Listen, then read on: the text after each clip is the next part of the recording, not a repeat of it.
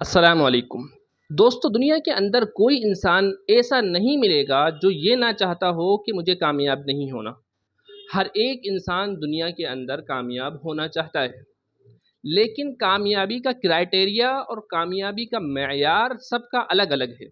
कोई ये कहता है कि अगर मेरे पास पैसा ज़्यादा होगा तो मैं कामयाब, कोई कहता है मेरे पास शोहरत यानी पब्लिसिटी और पॉपुलैरिटी मेरे पास ज़्यादा होगी तो मैं कामयाब। तो इतनी सारी डेफिनेशंस और इतने सारे क्राइटेरिया हो गए हैं कामयाबी के। लेकिन असल कामयाब होता कौन है?